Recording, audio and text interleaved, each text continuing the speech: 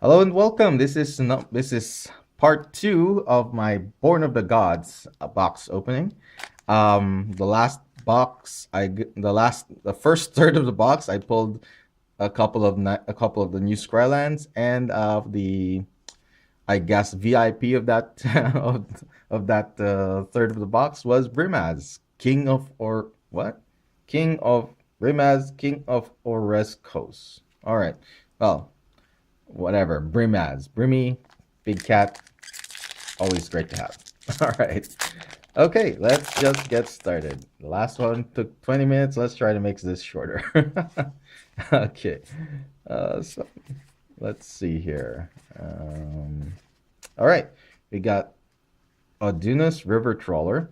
Um, Basically, this returns target enchantment creature. Oh, it's basically just for enchantment creatures. Okay. So black card with white activation, and and each ability is basically return an enchantment creature from your graveyard to your hand. There seems to be a theme of a graveyard. What do you call it? Graveyard raised dead theme going on here. I'm not sure if Born of the Gods itself has enough to support that in a standard deck, but maybe Journey of the Nyx will. So we'll have to see. Archetype of Imagination, the blue archetype for flying, very powerful. Gives your all your guys flying and denies flying on your opponent's side. Um, I don't know what happens when you have this and your opponent has this. I'll look that up. That should be an interesting read.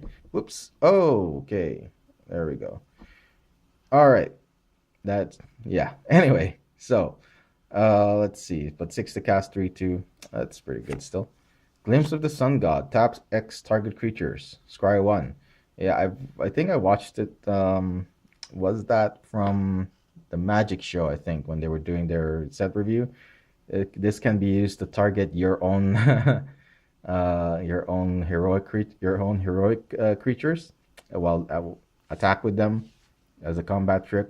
Tap them, but I know they're already tapped, but they get targeted. They're heroic triggers and all that good stuff. All right. Well, this seems a lot more useful than it lets on. I mean, it's still pretty good. All right, and a rare Faded Conflagration. Some people love this, some people don't. 4 mana for 5 damage. It doesn't attack. It doesn't deal damage to the target opponent, which would have been nice. But I mean, it can be powerful. 5 damage is no joke. It kills pretty much everything in terms of planeswalkers, and it kills a lot of creatures too. And anything that goes, hey, fancy bird creature. There we go. Both bird enchantment creature bird token. All right, but yeah, I mean, 5 damage is no joke, and 4 mana in instant. It seems pretty doable. All right. Let's see here. Next one. Okay, go here. Let's skip through most of these.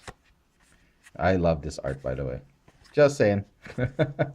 All right, Ephara's Enlightenment. 3 to cast enchantment. Puts a +1/+1 counter on the target enchanted creature, and enchant creature as flying.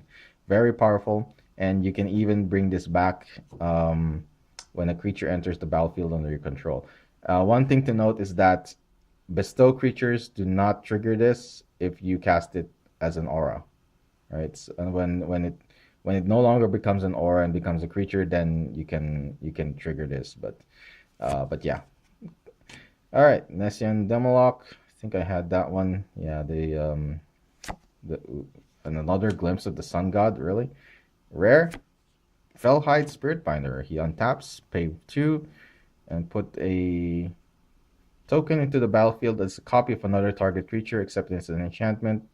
It gains haste and exile at the beginning and end step. Potentially powerful if you can use it against your opponent's creatures. So far 2 red rares in this third of the box. Okay, nothing spectacular yet. I think I got just too greedy and too spoiled with my Theros boxes. that I'm paid. I'm paying for it. One thing to note: this is a smaller set, so that's probably why I'm getting a lot of duplicates too in terms of uncommons. But that's not too bad. There are some very good uncommons in the set. Okay, so Kiara's follower, Sanguimancy, Mischief and Mayhem. Two target creatures each get +4/+4. So 8 power and toughness for 5 mana. And it's a sorcery though, but whatever. Rare is Astral Cornucopia. All right, not too bad. I mean, it can basically for at least 3 mana, you basically generate 1 mana of any color. So I find this pretty it's not broken, it's not bad. And it's definitely not, amazing, but for mana fixing, all you need is just 3 mana. You don't need to put too many you don't need to put too many counters on it.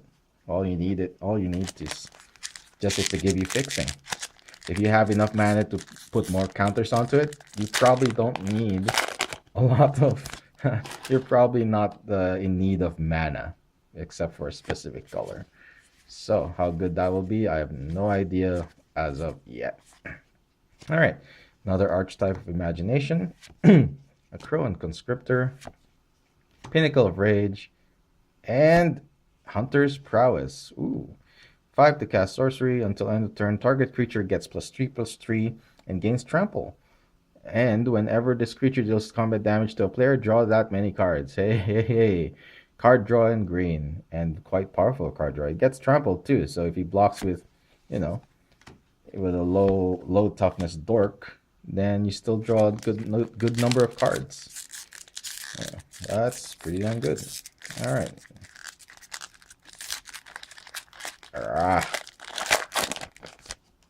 All right. What the heck? Exoriate? Exile target tap creature. Oh, anyway. Okay, that was a common, but I just had a little trouble with the name. All right, what do we get? Oracle's Insight. Something to tap your creature. Scry 1, draw a card. It's actually pretty powerful. It can be powerful. I mean, yeah, scry. See if you don't like it, put it in the bottom, draw it, and draw another one. If you like it, you get to draw it. Yeah, all right. And the Drown in Sorrow, a Ragemonger, hey. And is that Mogis? Ooh, Temple of Malice, almost as good. Okay. So, oh, hey, foil of Revoke Existence. Nice. All right. So foil goes to one side. All right. So as you can tell, I've got a number of decks I'm thinking of. Red-black is something I've always wanted to really, just build. I've got a decent red-black deck, mostly aggro, but I'm not sure what to make of it yet. And I do want a white-based deck, probably white-black, maybe? We'll see. Shrike Harpy, Raised by Wolves, Spiteful Returned, Forward to Bestow. Whenever Spiteful Return or enchanted creature attacks, defending player lose 2 life. Hey, this is actually not bad for Forward to Bestow. Oh, that's still pretty good. All right. And our rare? Xenagos! Oh, wait, what? Wait. No, it's not foil. Okay, I thought it was foil. Xenagos! All right. Anyway, if it was foil, I would have probably jumped and knocked over my camera again.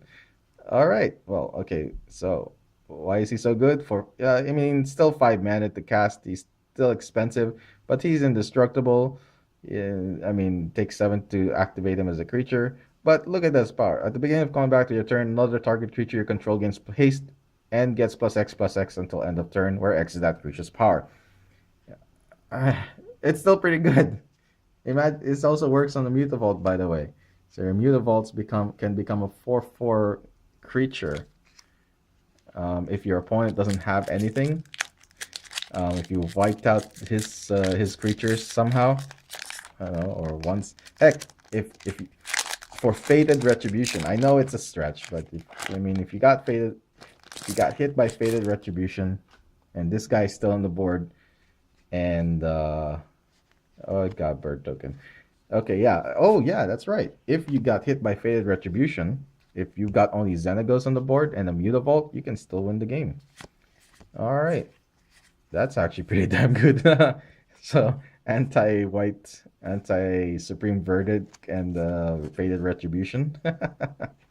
All right, and he isn't a Planeswalker this time, so it's just there. He's just an enchantment. All right, Thassa's Rebuff, Sky Reaping, Everflame Eidolon, and the rare Nessian Wild's Ravager. This killed me in the pre-release a couple of times.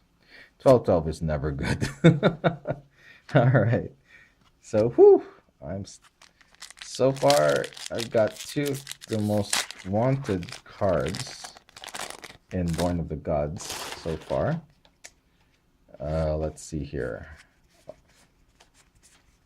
Will I be making a red green deck? Probably not. I'm still going to decide what two decks I want. I want two decks just so I have one for different occasions. All right. Reap what is sown. Peregrination. It's got a lot of text. I'm not going to even try. Spiteful Return and Whelming Wave. Hey, my second Whelming Wave. Okay, so we're now getting into this double rares or second type or whatever, duplicate rares. There we go. We're now getting into duplicate rare territory, and unfortunately my duplicate is Whelming Wave, but that is still encouraging because hey, I may get a duplicate of Brimaz or Xenagos or any other greedy option. Alrighty, what do we got here? Okay, we got Stormcaller of Keranos. Lightning Volley can be a powerful effect if you got lots of creatures and you're in a stalemate. This can probably end the game. Siren of Silent Song. That doesn't look like a siren. Or at least, aren't sirens supposed to be pretty? Ugh. Okay. And our rare, Arbiter of the Ideal. Let's see. Basically, if his inspired mechanic is putting artifact, creature, or land cards into your hand, into play. All right, not bad. It's pretty powerful. And I got a foil Thassa's Rebuff. Awesome. Hey, I've got Lion King tokens. Vigilance. Cool. Brimaz's tokens. Yeah, those are Brimaz's tokens. Huh. That's pretty cool. Okay. Almost there. We're at third to the last pack of this second part of the box. Okay, what do we got? Okay, focus. There we go. All right. We got Ashok's Adept, Siren of the Fang Coast. Okay, this is a prettier siren than that other siren we pulled earlier. Dawn to Dusk. Destroy target enchantment or return target enchantment from your graveyard to your hand. All right, not too bad for 4 mana, but still 4 mana. Come on. And the rare is Hero of Iroas. Hey, aura spells you cast cost 1 less to cast, and he's got a heroic ability, fairly vanilla heroic ability of getting +1/+1 counters. So pretty good. He generates, and one thing to note, bestow costs are reduced by this card. So pretty damn good. Again, oh hey, this is a nice foil. It's Impetuous Sunchaser, Flying Haste. Oh wow. Wow, it's the foiling of this is very nice. Definitely a keeper. All right. Next up, second to the last of this third of the box. All right. You know what? I actually want Phoenix too. It's a nice looking card, if nothing else. Let's see. Another Crowan Conscriptor, Sunbondi. Siren Song Lyre, okay. And our rare, Whims of Fate. What the heck? Oh, hold on.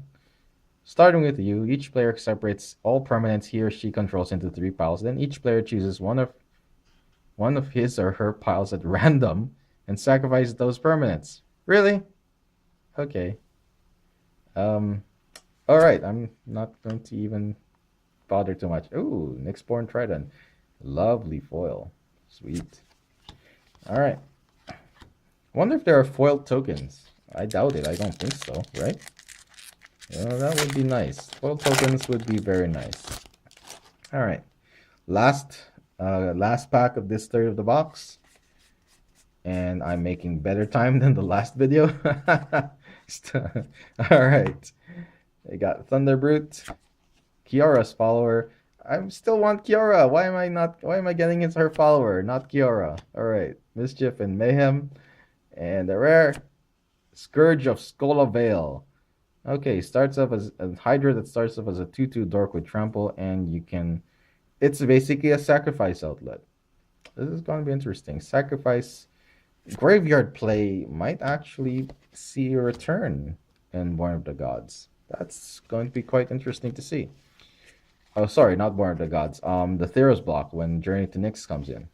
That'll be quite interesting. All right. Well, so we've got pretty much good value so far. Mythic wise, this is only our second mythic, but also we've gotten very good mythics. Xenagos, God of Revels, and Vermaz, King of Oreskos. All right. Well, that's it for this third of the box. I'll be back for the last third. 3 of this Born of the Gods box opening. All right. Thanks for watching. I'll talk to you then.